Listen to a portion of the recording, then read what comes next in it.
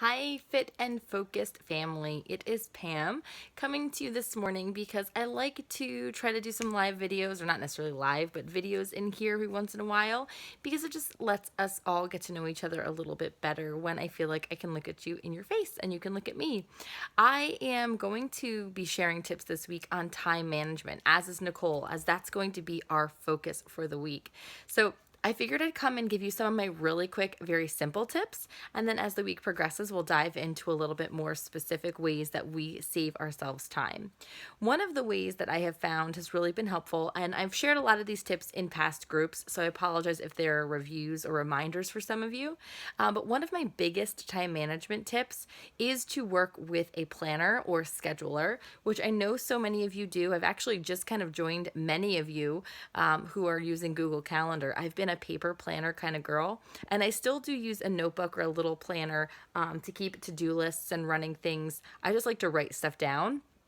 But keeping everything on Google Calendar has been amazing, and I've started blocking out every single thing. I have my workout block blocked in and rescheduled for every single day for the foreseeable future. I have my lunch at school for the same time every single day, that blocked in with what I want to get done during my lunch hour because I do basically the same things every day. I have karate scheduled in there, pickups for the kids, my pre-workout meal scheduled, all that stuff in there, and within it, tasks that I should be accomplishing. And I've set it up so I get a reminder on my phone. So when my alarm goes off in the morning to tell me to get up and eat my pre-workout, it also will tell me that that's when I listen to personal development, that's when I unload the dishwasher, and that's when I send new coaching invites and new challenger invites, just something from the business side. And it's been really helpful with being more intentional with my time. It used to just say pre-workout, and then I would just be like, what do I need to do today? Oh, let's unload the dishwasher. Maybe I'll check Instagram. Ooh, maybe I'll like a few posts. Maybe I'll do this. But I have it really scheduled, which doesn't come naturally to me. I'm a planner, but I'm also a kind of on the fly kind of girl. This feels right. I'm going to do this. But scheduling has been very helpful so that I get an idea, something I want to, I don't know, do and share with one of in my coaching team. I have a very scheduled time in which I post to my coaching group now. I have a very scheduled time in which I check in with you guys. If you noticed, I've been checking in the evenings, very late at night. You checking in with you is the last thing I do before bed. First off, I know I'm not missing anyone's posts if I do that, unless I'm falling asleep while doing it, which has happened sometimes, and I'll catch up with you in the morning.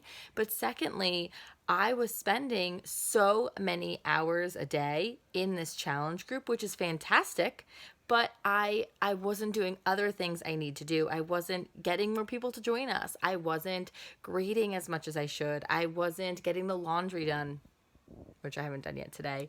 So scheduling a time, it's the last thing I do before bed after, before hanging out with my husband, but the last thing I do before I'm completely done with my workout or before I'm done with my scheduling for the day, my business for the day, is to check in with you girls. Scheduling that time has made a huge difference.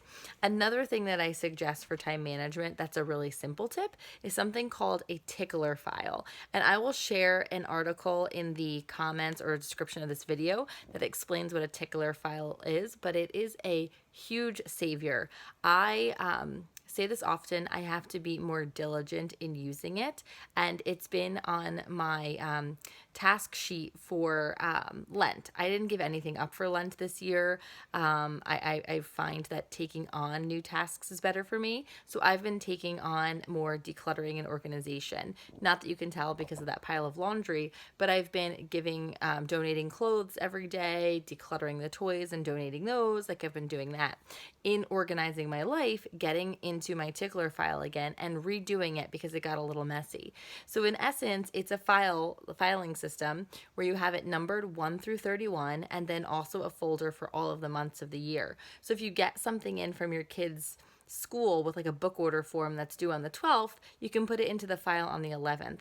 If you get your water bill in and it's due on the 15th, you put that into the file on the 14th, let's say.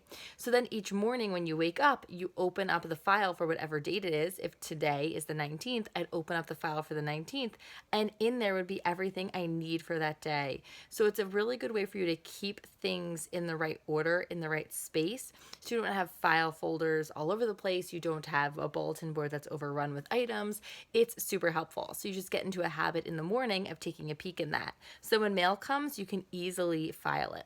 I'd love to see if any of you get a Tickler File going or have a Tickler File that you share pictures in the comments. It'll hold me accountable to doing so as well.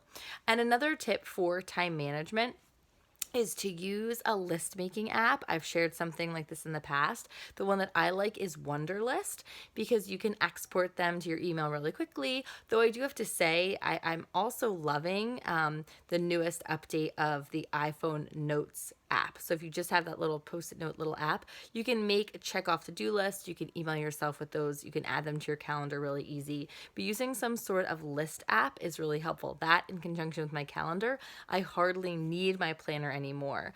It's become a really big time saver.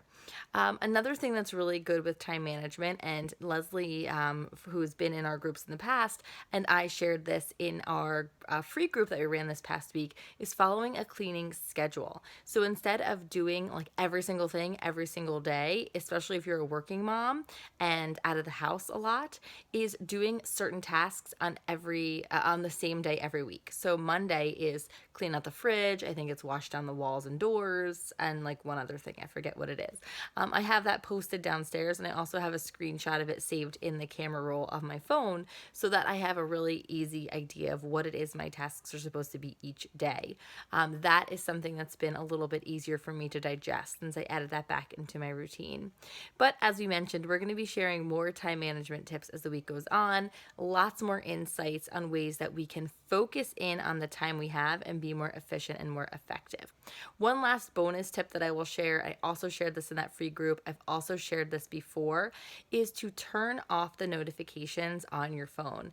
If you were to unlock my phone, I don't get any external notifications. So it doesn't tell me how many emails I have, it doesn't tell me how many unread texts, it doesn't tell me how many unread Facebook posts, how many any of that kind of stuff, because that creates actually within you a sense of fight or flight. It's that same instinct that gets you all revved up and on high alert. Is this a good thing? Is this a bad thing? Did they respond to my email? Did they not? Whatever.